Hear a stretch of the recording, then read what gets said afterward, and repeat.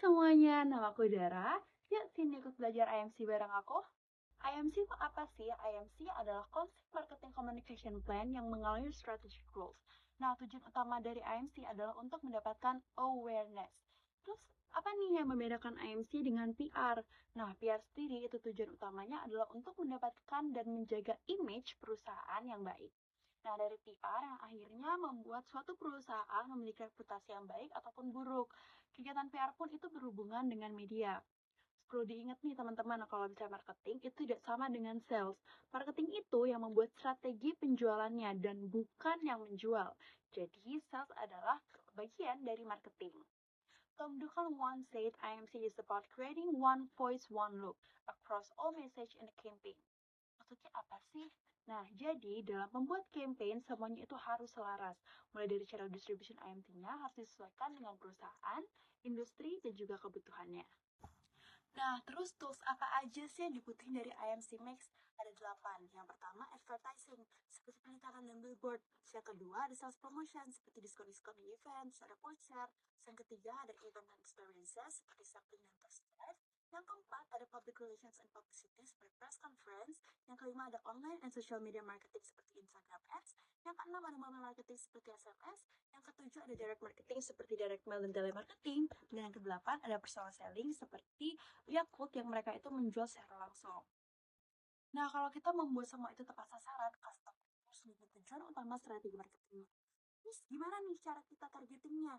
Yang pertama, kita harus mengidentifikasi market.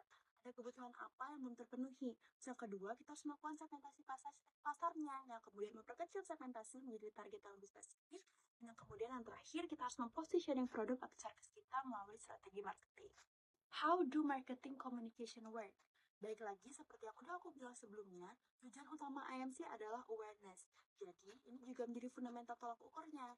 Nah, ada 9 elemen dari proses komunikasi. Yaitu yang pertama adalah sender, itu bisa individu maupun organisasi, namun biasanya adalah seorang PR. Yang kedua ada receiver, itu sebagai penerima. Yang ketiga ada message, yaitu apa pesannya.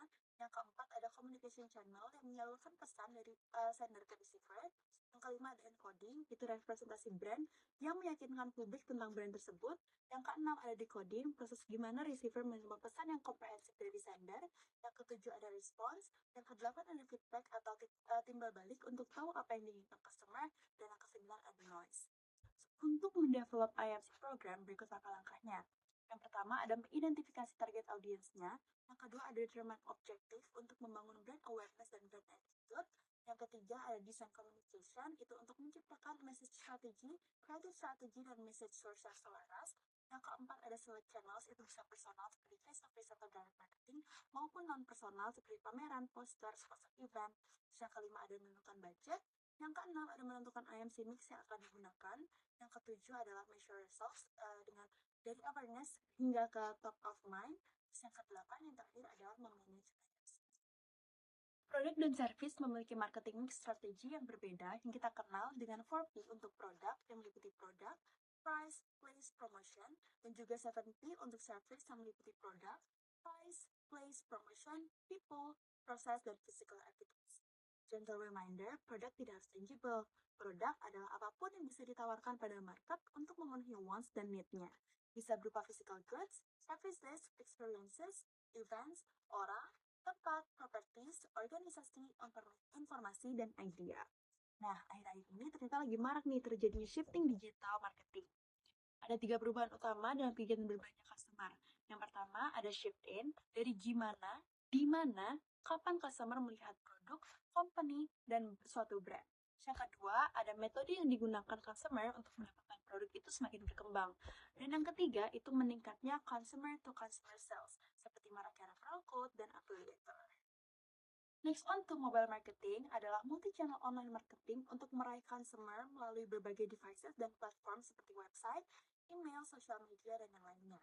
Nah, untuk mengimbangi digitalisasi, maka digital strategy dalam marketing yang harus dilakukan antara lain, yang pertama, interactive marketing yang dua arah, content and native marketing, location-based advertising, semisal kita lagi ada di daerah mana, terus tiba-tiba kita mendapatkan SMS promo. Yang keempat ada remarketing yang membuat orang-orang itu penasaran dan mencari iklan kita di platform lain. Ada behavioral targeting, blogs, newsletter, dan podcast. Dan yang terakhir ada tapi ternyata nggak cuma digital marketing aja nih yang shifting dan mobile marketing nih yang lagi marak. Sosial media pun sedang naik-naiknya. Oleh karena itu, sosial media marketing pun sangat penting untuk dilakukan. Sosial media banyak digunakan untuk menjalin hubungan dengan customer, juga untuk meningkatkan brand exposure. Nah, social media strategi yang bisa dilakukan antara lain, yang pertama, konten seeding dengan mengajak consumer berpartisipasi membuat konten untuk brand untuk mendapatkan insentif dari brand. Yang kedua ada real-time marketing. Yang ketiga ada video marketing seperti video advertising, ads di televisi, terus product review, dan juga vloggers. Terus yang keempat ada influencer marketing yang melibatkan influencer seperti endorse. Yang kelima ada interactive blogs, di mana visitor itu bisa meninggalkan post, komen di dalam blog. Yang keenam ada consumer generated review, yang dimana konten itu dibuat oleh customer yang dipost di sosial media maupun channel yang lain. Dan yang ketujuh ada viral marketing. Untuk menjaga hubungan dengan customer, dibutuhkan database yang mencakup nama, alamat, email, digital records, history transaksi pembelian, history customer interaction, hasil survei dari customer, dan yang lainnya. Nah, database ini sangat dan pasti dibutuhkan jika kita ingin melakukan direct marketing. Bagaimana database-driven marketing communication programs itu membantu personalized interaction dengan customer? Yang pertama ada identification codes, jadi terkait kategori seperti umur dan gender. Yang kedua ada personalized communication, yaitu dimana apabila targetnya adalah Gen Z, maka strategi komunikasi apa yang cocok untuk Gen Z, gitu. Terus yang ketiga ada customized content, yang dimana konten yang dibuat untuk usia 18 sampai 30 tahun itu akan berbeda dengan konten yang dibuat untuk umur 50 tahun. Yang keempat ada inbound telemarketing, yang dimana telepon yang masuk ke company dari customer. Yang kelima ada trolling, yang dimana itu hal-hal yang bisa dilacak melalui gadget. Nah, dalam IMC juga bisa dilakukan sales promotion yang bisa langsung ke customer atau customer promotion maupun trade promotion yang itu tidak langsung ke customer, melainkan ke agen, doser maupun distributor. Nah, pada customer promotion itu bisa dilakukan dengan kupon, terus premium seperti Canva atau premium launch, terus ada kontes and sweepstakes yang itu bisa diterapkan dalam syarat mengikuti suatu kompetisi itu harus membeli produk dulu, terus ada sampling, terus ada reward and rebate seperti cashback, terus ada bonus packs ketika kita kalau misalnya lagi beli parfum kita ada mini size, dan yang terakhir itu ada price offs. Ketika semua kegiatan IMC telah diterapkan sampai pada tahap akhir di mana marketer harus mengevaluasi IMC programnya. Ada 3 matriks utama yang digunakan untuk mengevaluasi IMC adalah yang pertama, message evaluation techniques yang memeriksa message dan desain dari ads, kupon, dan direct marketing. Yang kedua ada online evaluation matrix yang memeriksa online advertising dan social media campaigns. Yang ketiga ada respondent behavior evaluation yang menghitung visible customer action termasuk visit, inquiries, dan pembelian. Untuk mengetahui seberapa terintegrasinya IMC program, itu dilakukan evaluasi menggunakan CPC, yaitu yang pertama coverage, proporsi audiens yang diraih, yang kedua contribution, menciptakan respon dan komunikasi yang diinginkan konsumen, yang ketiga commonality, sejauh mana pilihan komunikasi berbeda memiliki arti yang sama, yang keempat complementarity, sejauh mana keterkaitan yang berbeda ditekankan pada seluruh pilihan komunikasi, yang kelima confirmability, dalam setiap IMC program pasti ada pesan yang baru bagi beberapa konsumen dan beberapa itu tidak.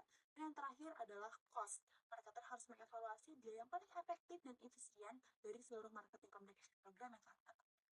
Oke, dengan belajar IMC, aku jadi tahu dan paham gimana caranya melakukan strategi marketing yang baik dan cocok untuk usaha aku ke depannya. Apalagi dengan maraknya digitalisasi sekarang, kita akan semakin mudah dalam menerapkan IMC di kehidupan sehari-hari. Jadi sesimpel kita upload di sosial media kita udah melakukan IMC tahu sebenarnya. Nah, oke, segitu aja untuk sesi belajar sama aku. See you on the next belajar bareng. Bye!